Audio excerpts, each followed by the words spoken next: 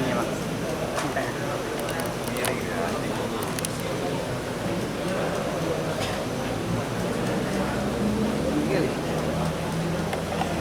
Apa nih bang?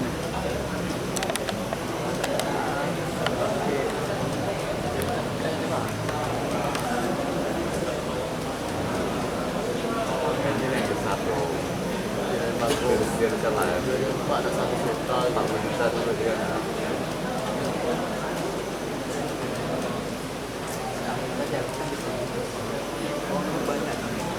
Iya, gue ya kan. Uang sumbang itu aja.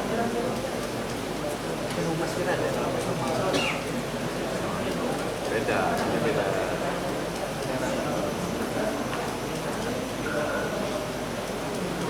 Itu tuh. Belajar, wajar. Kerja.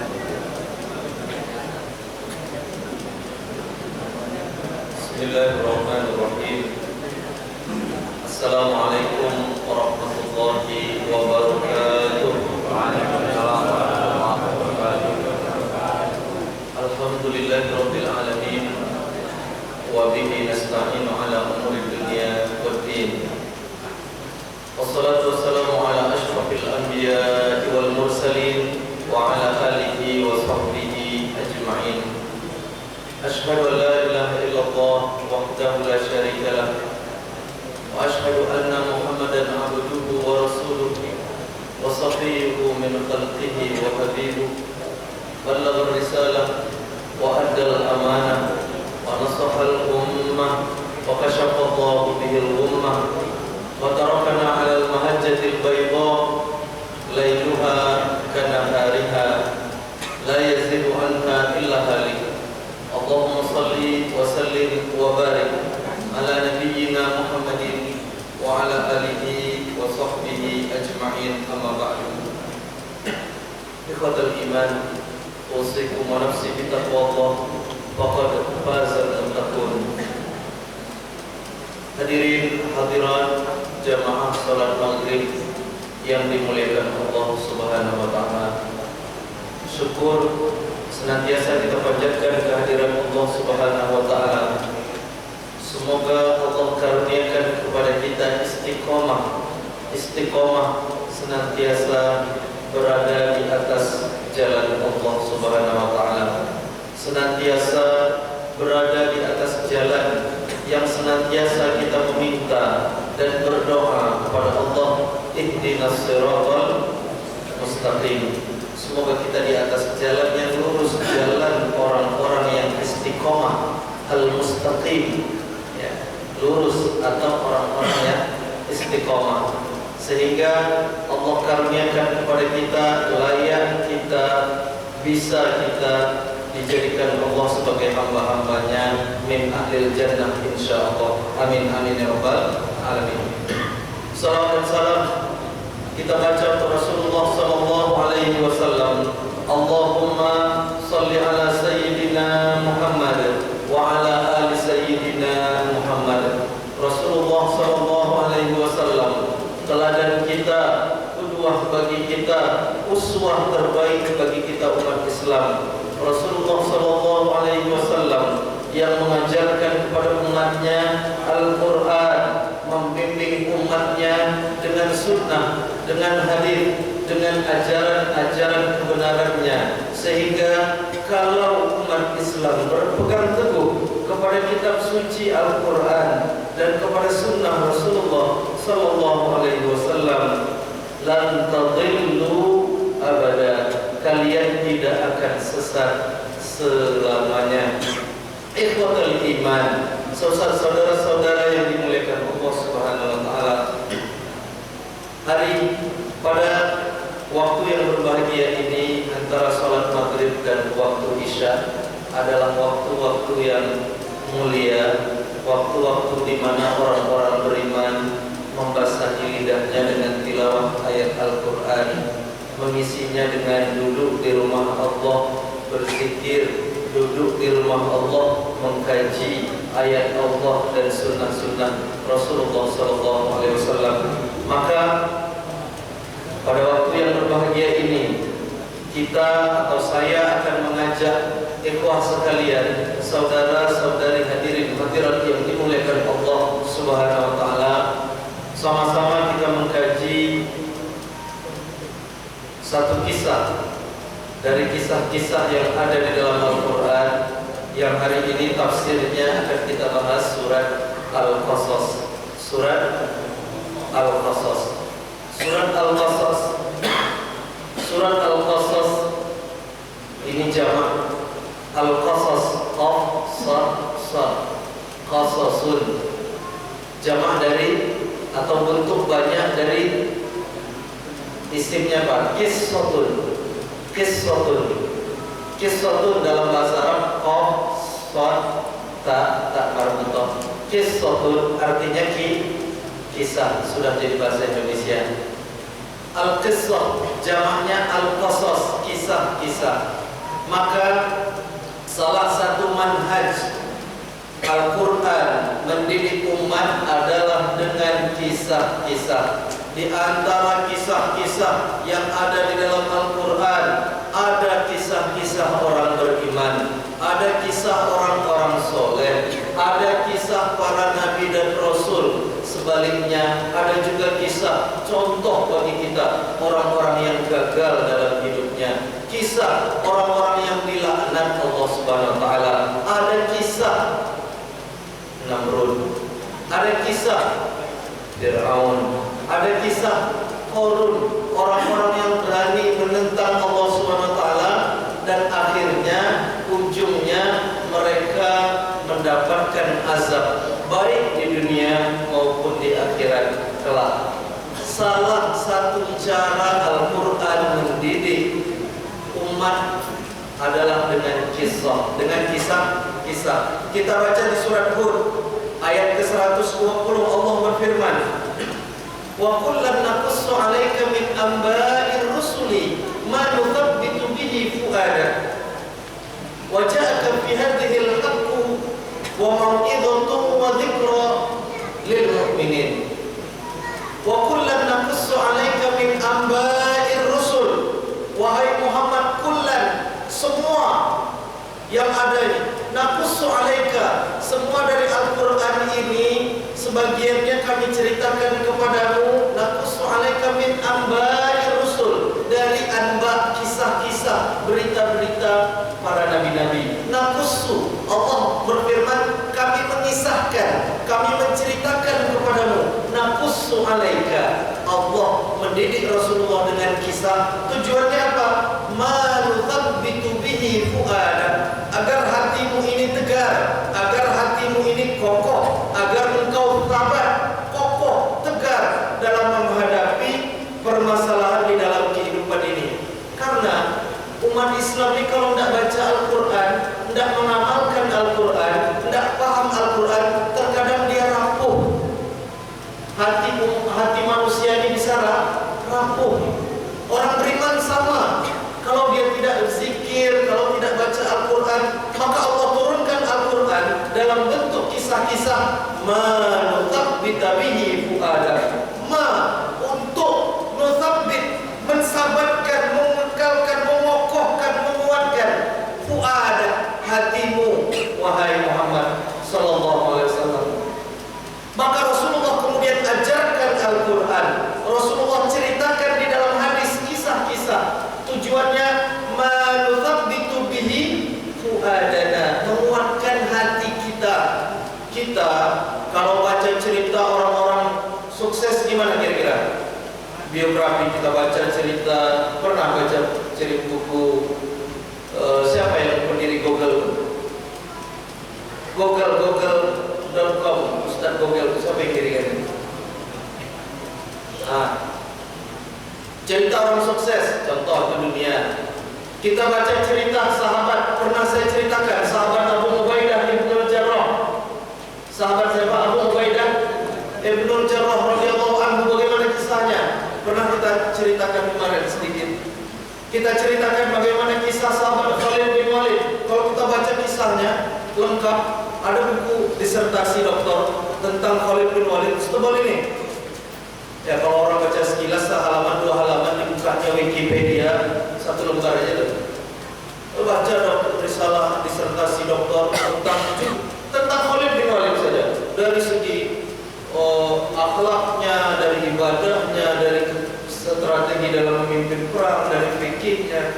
dan lain sebagainya. Pernah membaca sejarah kisah sahabat Utsman bin Affan, sahabat Ali ibnu Abi Thalib, atau seorang khalifah yang kelima digelar pemimpin adil, Umar bin Abdul Aziz. Coba kita baca sejarah-sejarah sahabat tabi'in, ulama-ulama kita, Masya Allah, menguatkan hati kita. Jadi kalau kita baca sejarah mereka, pas kita bandingkan dengan diri kita, ujian kita belum ada apa-apanya. Ada ulama itu yang ternyata menuntut ilmu berjalan kaki, tidak naik kendaraan. Serius, dia menceritakan itu berjalan kaki. Nyebrang dia pakai kapal laut dari Spanyol, Andalusia, nyebrang dia ke Maroko, ya dulu disebut negeri Maghrib. Jalan kaki dari situ, lewat satu terminal, satu mahatom, satu masafah. Ya kalau bahasa Malaysianya satu batu, dilewati satu-satu.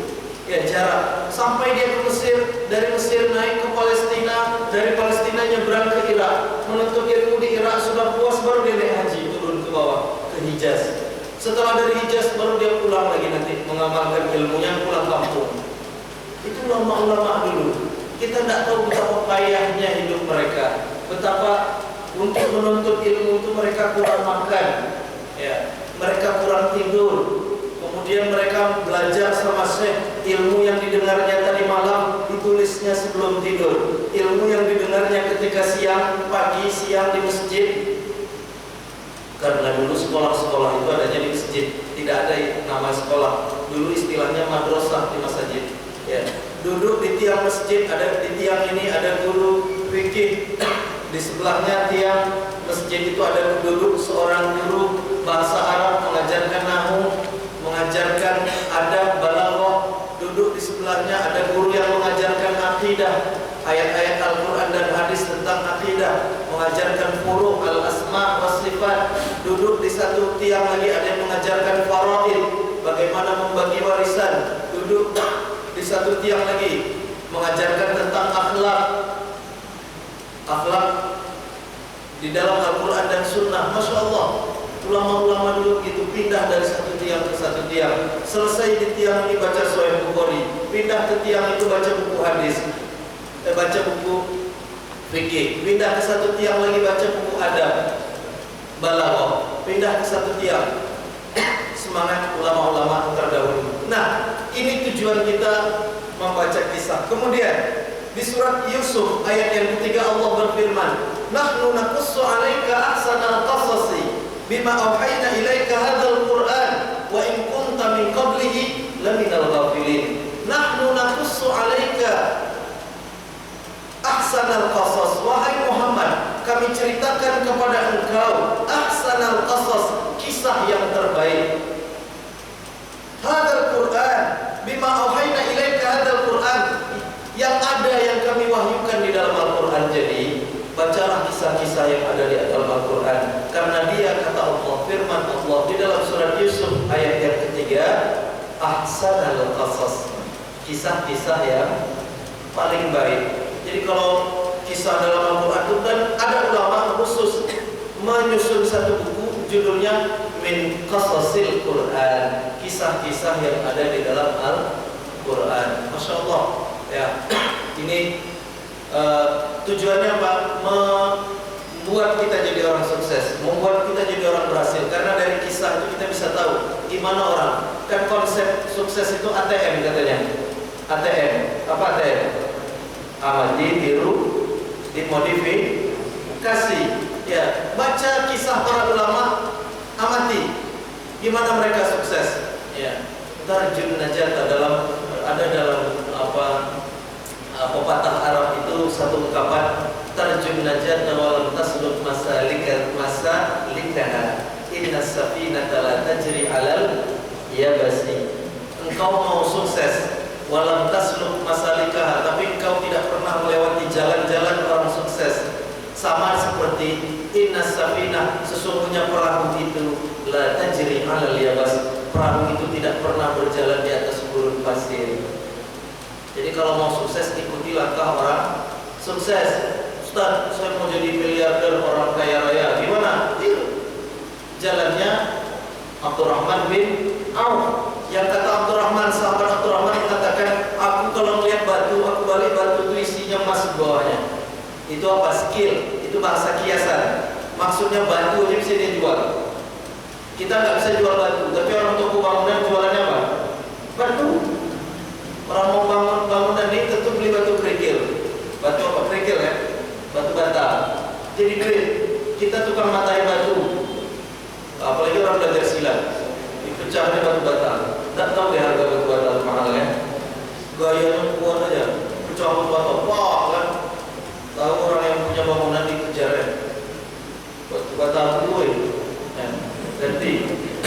Nah, ini tujuan ya, kisah-kisah yang ada dalam Al-Quran sudah kita bacakan tadi surat Hud ayat 120. Wa kullan naqussu 'alaika ya dari qasas man thabbitu bihi fu'adak. Kemudian surat Hud, surat Yusuf ayat yang ketiga tentang Allah mengatakan nahnu naqussu 'alaika ahsanal qasasi bima awhayna ilaika hadzal Qur'an.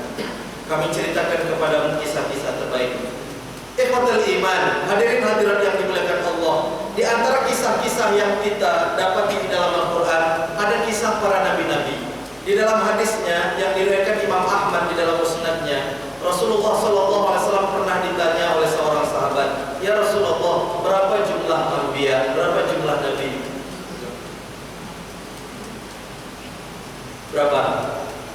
Berapa jumlah nabi? Apa jawab Rasulullah? Mi'ah wa ishruna alban. Rasulullah menjawab jumlah para nabi itu ada 120.000. Berapa? Dalam hadisnya 120.000. Kemudian ada nabi yang dapat wahyu tapi tidak jadi rasul, tapi ada nabi yang dapat wahyu kemudian menyeru pada umatnya sebagai rasul. Di dalam Al-Quran dari 120.000 yang ada di dalam hadis jumlahnya, berapa yang diceritakan nama Rasul dalam Al-Quran? 25. Pertanyaan saya, apakah semua Rasul yang di dalam Al-Quran ceritanya detail? Bahkan ada Rasul yang hanya disebut namanya, tidak ada ceritanya. Cuma disebut namanya, tidak ada ceritanya. Ada Rasul sekilas disebut namanya, tidak ada ceritanya. Rasul siapa? Dzulkifli. Ada nama Rasul disebut sekilas namanya, tidak ada ceritanya. Ilyasa. Ya.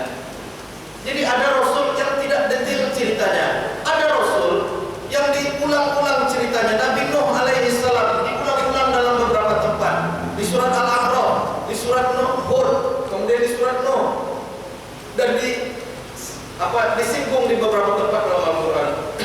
Ada Nabi Hud diceritakan di beberapa tempat. Ada Nabi Saleh diceritakan di beberapa tempat. Nabi Lut lumayan banyak. Nabi Ibrahim banyak.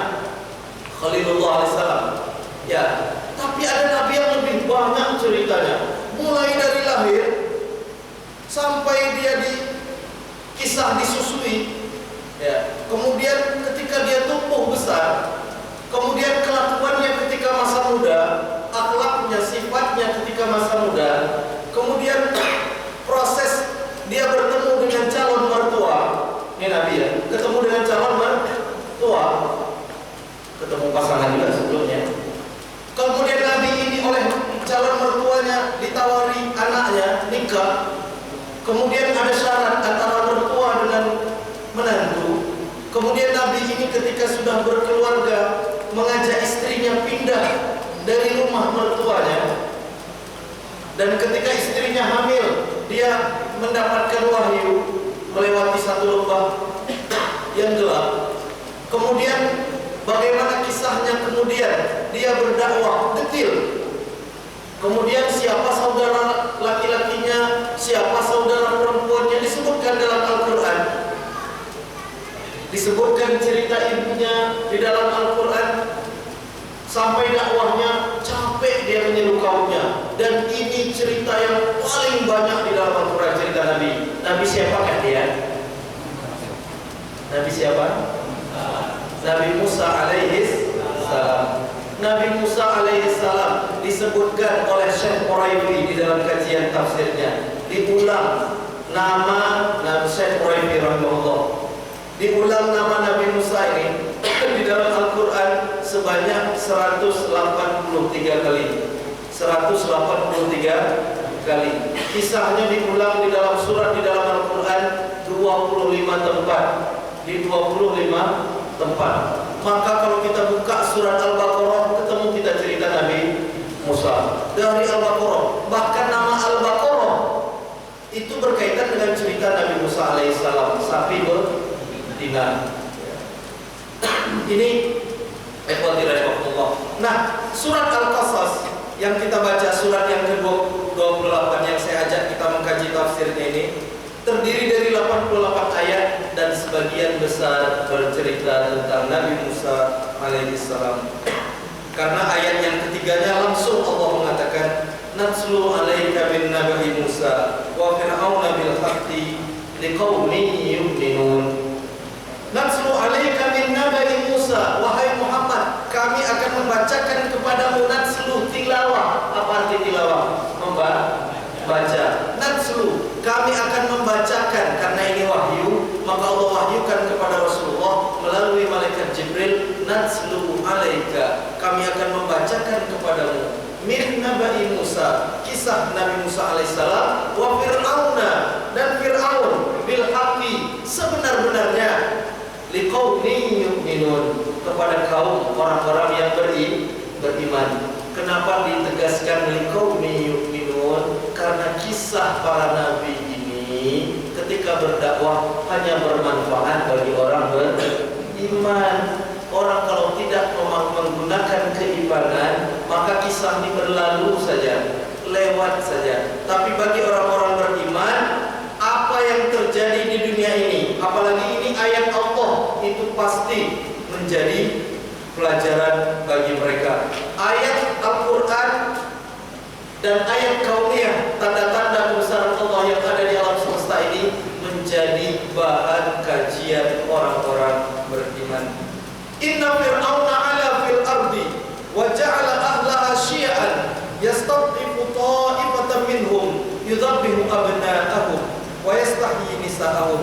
Sesungguhnya Fir'aun ala fil ardi, telah berbuat ala, ulu, sewenang-wenang, sok mantap. Ala itu artinya meninggi, tapi bukan dia tinggi, tetapi ala, dia meninggi, sewenang-wenang, sombong, sok mantap. Apalagi dia mengaku sebagai itu Tuhan. Di dalam juz Amma kita baca Fir'aun mengatakan apa? Ana rabbukumul a'la, aku adalah Tuhan kalian yang paling tinggi. Bismillah. Apa yang dilakukan Fir'aun?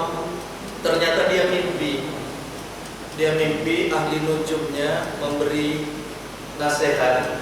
Dulu raja-raja itu punya penasehat. Penasehat itu memberikan nasihat seperti ahli nujum, tukang sihir, apa lagi? Kalau hari ini paranormal itu apa? Orang tak normal. Paranormal. Kemudian ya orang pintar dalam bahasa mereka, tapi kalau kita tidak.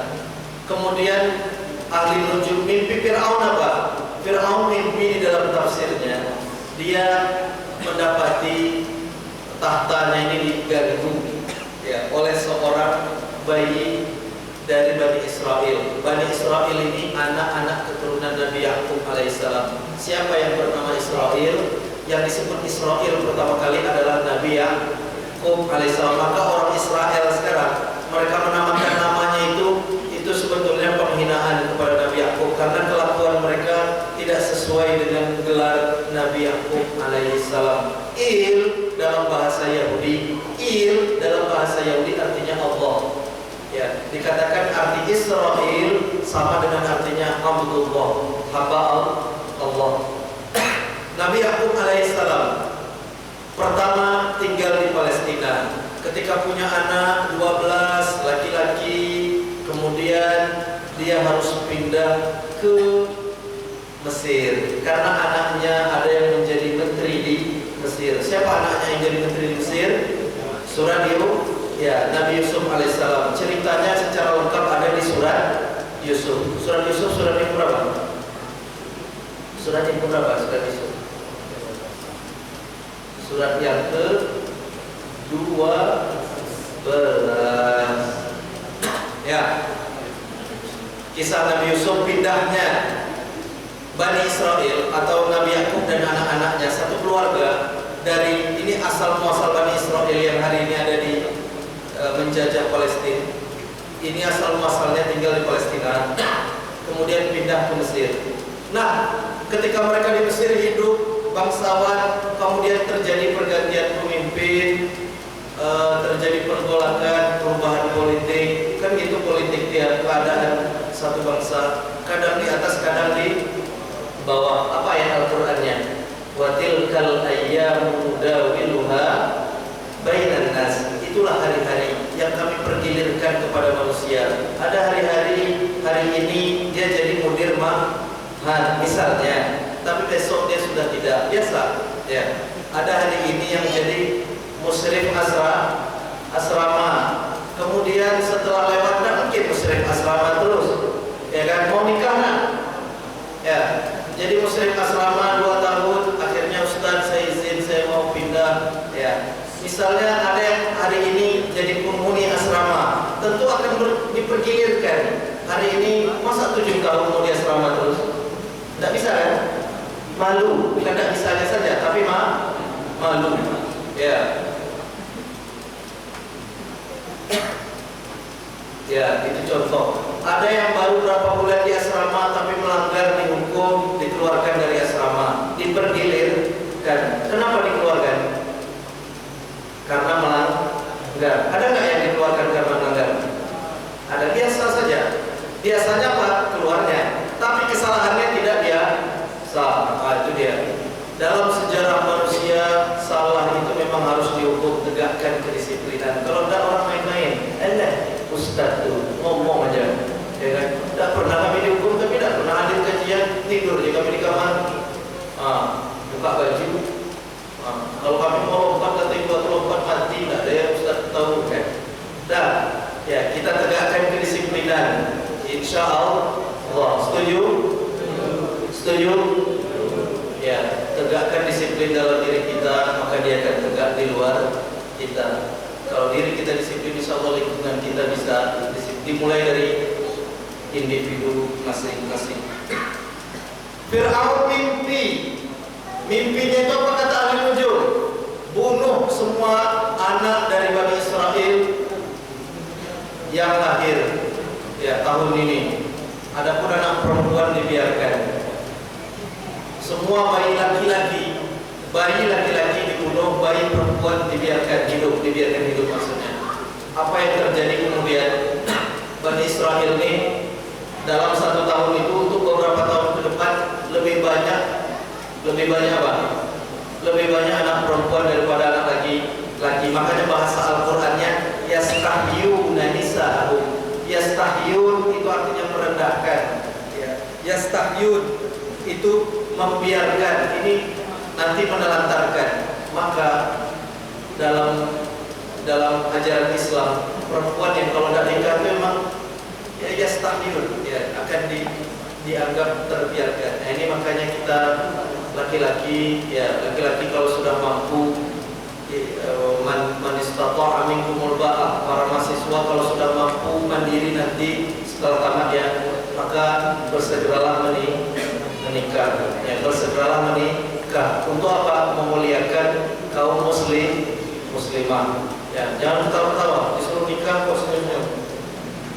Nah, kemudian Allah berfirman di ayat yang kelima, "Wa nuridu an namunna 'alal ladzina istud'ifu fil ardi wa naj'alahum a'immah wa naj'alahumul warithin." Kejadian ini kata Allah dalam satu ayat singkat di ayat yang kelima, ini nanti membalikkan. Kejadian ini kami ingin membuat skenario bahwa yang jadi budak hari ini di tanah Mesir, satu hari mereka akan menjadi raja-raja. Mereka akan menjadi raja-raja dan pewaris negeri pada satu masa, yaitu setelahnya 40 tahun nanti setelah mereka di padang Sinai. Ini ceritanya nanti lanjut panjang. Jadi tunggu 40 tahun ke depan lagi ya. Berarti kita baru hari ini 40 tahun lagi ceritanya. Nah, kemudian Ibu Nabi Musa yang bulannya pada tahun itu semua bayi yang lahir dibunuh. Ibu Nabi Musa alaihissalam ketika mulai terjadi pembunuhan bayi Bani Israel, maka dia sudah merasa was-was. Maka dia menjaga kehamilannya agar tidak ketahuan orang lain, dirahasiakan. Dan ketika dia melahirkan bayi Nabi Musa alaihissalam, dia merasa takut, merasa cemas. Kemudian Allah memberikan wahyu, wa auhayna ila ummi Musa an ardi'i fa idza khifti alaihi fa'alqihi fil yam, fa'alqihi fil yam. Allah mengatakan, dan kami wahyukan. Wahyu kalau bukan kepada selain Nabi namanya ilham. Kami berikan arahan, kami berikan informasi, kami berikan maklumat kepada ibu Nabi Musa. Hendaklah dia menyusui putranya, dan kalau dia takut putranya ditangkap, fa idza khifti alaihi, wahai ibu Nabi Musa, kalau engkau takut dengan bayimu akan keselamatannya, takut akan keselamatannya, maka alqihi fil yam, alqihi, campakkan, buang, hanyutkan. Maka maksud dari ayat ini, buat satu tempat yang tidak tenggelam, maka letakkan bayi itu di situ dan hanyutkan. Fil yam, al yam artinya gelombang, al yam artinya laut. Kenapa disebut laut padahal dia sungai? Al yam hanya ada tafsirnya. Kata-kata al yam lazimnya dalam bahasa Arab untuk laut atau air yang luas, bergelombang. Maka ini sungai Nil disebut al-yam. Kenapa? Karena sungai Nil itu memang luas. Ya. Kalau kita di tepi sungai Nil itu sejauh mata memandang atau air, maka disebut al-yam, dan dia bergelombang mengalir. Pertanyaannya, pernah tengok sungai Nil? Pernah mandi di sungai Nil? Belum.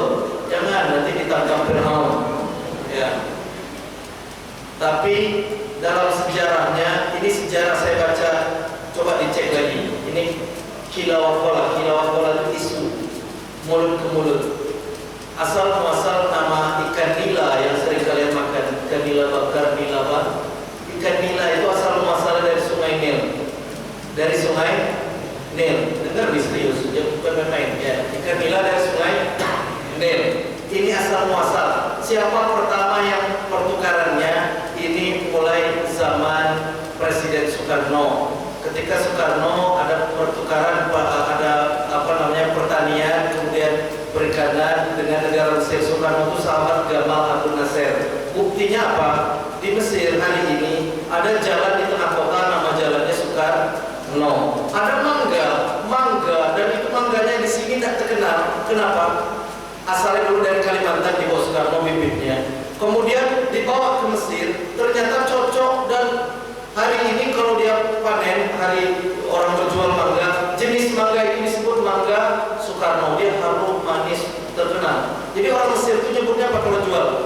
Mangga Soekarno. Mangga Soekarno. Tidak percaya, saya pun bingung. Apa mangga Soekarno? Maka saya baca cerita itu. Apa yang dapat Indonesia disebut Soekarno bawa bibit ikan, namanya ikan nila. Nila nisbah kakek kepada tanah leluhur ikan ini, yaitu sungai Nil. Jadi kalian kalau belum pernah ke Mesir, kalian makan produknya, yaitu ikan nila. Ustadznya serius, coba nanti baca lagi ya. Kenapa saya begitu hampir yakin juga dengan berita ini? Karena ikan produk sungai Nil yang paling banyak dijual oleh nelayan itu ya ikan nila. Tapi ikan nilanya tidak sebesar punya kita, besar-besar. Entah orang Arab itu besar, ikan nilanya juga besar. Bahasa Arabnya apa ikan nila tuh? Saya kasih tahu nih. Bulti. Bahasa Arab ikan nila itu bulti. Ba, waw, lam, to. Pakai to ya. Ti itu pakai to ya. Bulti. Ikan bulti itu ikan nila. Jadi kalau kita beli ke pasar seekornya tuh 1 kilo. Ya, kalau mau cari yang murah sedikit, sekilonya 2 ekor. 2 ekor itu agak murah. Tapi kalau mau murah lagi cari yang paling kecil-kecil. Kayaknya dikasih aja sama orang tua bilang. Nah ini sampai kita ke sungai Nil ya. Nabi Musa dihanyutkan ke sungai Nil.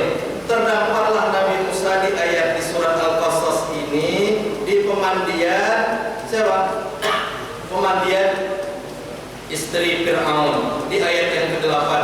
Faltaqatahu alu Fir'aun liyakuna lahum aduwwan wa hazana. Maka takdir Allah, bayi yang mau dibunuh tadi Allah takdirkan terdampar di pemandian istri raja. Faltaqatahu alu Fir'aun, maka diambil keranjang itu yang ada bayinya oleh istri Fir'aun. Alu Fir'aun artinya istri Fir'aun. Bahasa Al-Quran itu begitu indah. Bahasa Al-Quran itu penuh adab. Menyebut istri, orang Arab menyebut istri itu sering dengan keluarga saja. Tidak, jarang aina zaujatu, mana istrimu. Jarang. Seringnya itu disebut aina ahluk, mana keluargamu. Halus. Ya. Itu saking kan mereka cemburunya. Pencemburu orang Arab itu penyebutan istrinya saja keluarga. Ya, maka kalau ada laki-laki tidak pencemburu, perempuan tidak pencemburu, hilang, itu dikritik dilaknat oleh Rasulullah. Itu namanya dayuth. Dalam bahasa Arab namanya dayuth. Dalam hadis Rasulullah mengatakan karakter orang-orang yang tidak baik itu adalah dayuth, kata Rasulullah. Dayuth itu apa? Dayuth itu orang yang tidak punya sifat cemburu. Maksud cemburu itu bukan pada pasangan, keluarga juga. Kita punya adik perempuan kita buka aurat, kita biasa saja.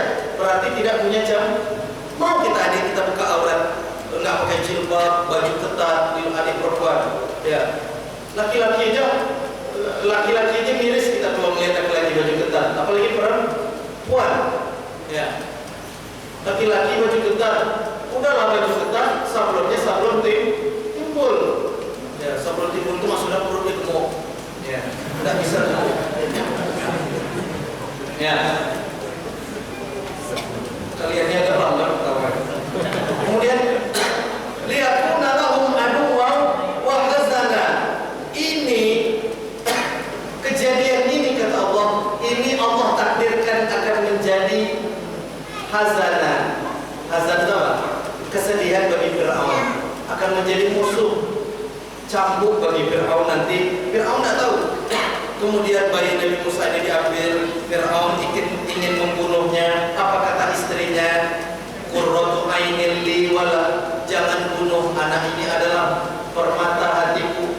Qurratu ain, buah mataku, buah hatiku, kesayanganku bayi. Aku menikah dengan Fir'aun belum punya anak, kata istrinya. Aku menikah denganmu belum punya anak, maka izinkan aku mengambil bayi ini menjadi anakku. Maka Fir'aun karena sayang dengan istrinya, maka anak ini pun, Nabi Musa, bayi ini diangkat menjadi anak. Timbul satu masalah. Ternyata anak ini, yang pertama istri Fir'aun. Istri Fir'aun karena belum punya anak, maka perempuan yang belum punya anak tidak bisa menyusui, tidak keluar asinya, maka dibayar orang untuk menyusui. Biasa di zaman dulu pun biasa. Rasulullah pun dulu dicarikan oleh ibunya, ibu Su. Siapa ibu susu Rasulullah? Halimatus Sa'diyah. Nah, Fir'aun, istri Fir'aun, apalagi istri raja, mudah nyari, bukan nyari lagi, nyuruh. Wah. Maka berdatanglah perempuan-perempuan, ibu-ibu untuk menyusui bayi ini. Karena menyusui bayi anak raja dibayar. Yang bayar istri raja. Kan beda tuh. Kalau yang bayar orang biasa dengan istri presiden beda kan? Ya. Pernah punya kenalan anak presiden? Mungkin kalian kalau ada yang kenalan dengan anak presiden, walaupun pertemanan Facebook, langsung screenshot. Kawan aku anak presiden. Jangankan anak presiden, yang berkawan dengan anak menteri, bangga. Jangankan anak menteri, anak gubernur kalau punya kawan, bangga. Jangankan anak gubernur, anak wali kota bukan baru, kawan saya, bangga. Jangankan anak wali kota, anak rektor gue, bangga. Jangan anak rektor, anak dekan kalau kita berkawan, bang. Jangan anak dekan, anak dosen kita kalau berkawan kita, bang. Situlah. Jangankan anak dosen, berkawan dengan muslim asrama pun, bang. Bangga. Wah, aku dekat dengan Ustaz Darmawan, bangga kan? Kan beda dengan yang tidak dekat. Setuju? Setuju aja ya? Ya, tak jadi dibunuh Fir'aun. Dicari ibu susu, tak dapat ibu susu. Ya, ini masih cerita mau menyusui bayi. Azan Isa ya. Lalu datang saudara perempuan Nabi Musa yang disuruh untuk mengintai. Ibunya menyuruh kakak Nabi Musa ini, intai posisi adik bayimu. Ternyata diceritakan ibu dia udah diambil keluarga istana. Kemudian kakak Nabi Musa mendengar sayembara ini, datang dia ke istana sebagai seorang wanita remaja. Dia datang menghadap dan mengatakan, wahai permaisuri, ya, aku akan menunjukkan. Ada di dalam surat ini dia mengatakan, hal adullukum ala ahli baiti yaqulunahu wa hum lahu nasihun. Maukah kalian aku tunjukkan, kata kakak perempuan Nabi Musa kepada keluarga raja, maukah kalian aku tunjukkan kepada keluarga yang bisa menyusui bayi ini dan bisa mengasuhnya, dan mereka pintar mengasuh anak. Siapa yang ditawarkannya? Ibunya sendiri. Ya, akhirnya ibu Nabi Musa dipanggil kerajaan, ditawari, maukah engkau menyusui anak ini? Karena bayi Nabi Musa di dalam surat Al-Qasas ayat yang ke-10, ke-11, ke-12 tidak mau atau berpaling atau memalingkan wajah, tidak mau menyusu dengan semua wanita yang ditawari oleh ibunya, yaitu permaisuri, istri Firaun. Tidak mau. Datang seorang wanita tidak mau, seorang ibu nggak mau, terus sampai ibu kandungnya datang. Nah, ini orang nggak tahu ini ibu kandungnya. Ketika ditawarkan kepada ibu ini, yang ditawarkan oleh kakaknya, saya akan tunjukkan kalian kepada seorang wanita yang bisa menyusuinya. Datang perempuan ini, ibu kandung Nabi Musa, ditawari oleh permaisuri, langsung bayi Nabi Musa mau menyusu kepada ibunya. Ialah ibu kandungnya. Maka Allah berfirman di ayat ke-13,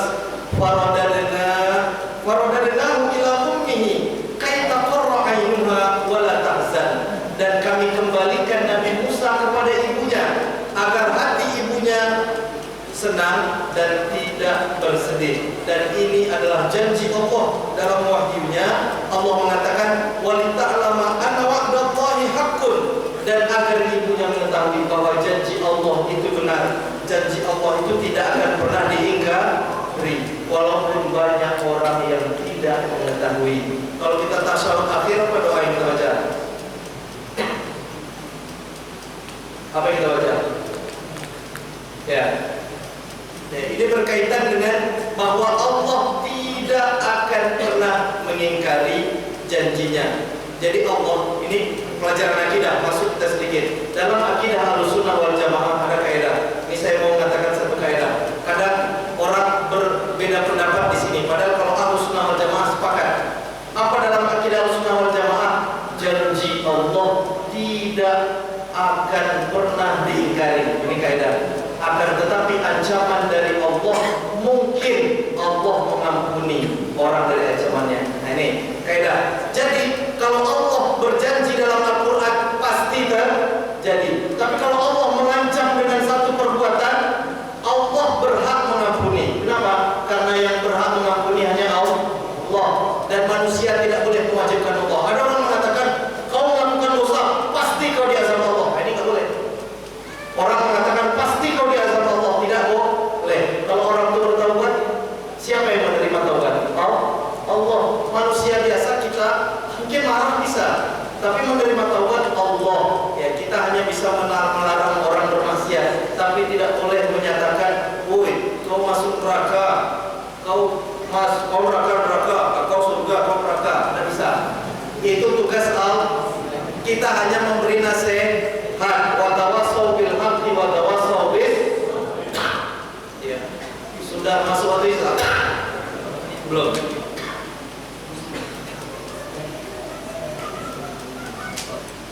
Ayat yang 14 tadi cerita bayinya. Kemudian Nabi Musa di ayat yang ke-14 surat Al-Qasas, walamma balagha ashuddahu wastawa atainahu hukman wa ilman wa kadzalika najzil muhsinin. Ayat yang ke-14 Allah menceritakan bahwa Nabi Musa itu tumbuh di dalam istana. Atainahu hukman wa ilman. Kami berikan kepada Nabi Musa itu hukman, kami berikan kepadanya kecerdasan, wa ilma, dan ilmu pengetahuan. Nabi Musa penuh hikmah, Nabi Musa itu pintar. Kepintaran, kecerdasan, hikmah kebijaksanaan Nabi Musa menambah cinta Fir'aun sama dia, ayah angkatnya. Ibu angkatnya pun tambah sayang. Anak dididik dari bayi, makanannya makanan istana, pakaiannya pakaian istana, takdir dari Allah. Padahal bayi yang mau dibunuh itu dia ini. Cuma Fir'aun itu tidak tahu namanya manusia, sombong saja jadi Tuhan, tapi tidak tahu pengetahuan. Ya manusia ini mungkin sombong, ya bisa sok mantap, tapi hakikatnya dia tidak mengetahui banyak hal. Allah yang maha mengetahui. Akhirnya Nabi Musa tumbuh di istana. Kemudian cerita Nabi Musa remaja. Nabi Musa tumbuh cerdas, fisiknya diberikan Allah kuat. Ya. Cerita Nabi Musa dia kuat. Azan ya. Saya lanjutkan sedikit aja kemudian kita tutup. Maka kemudian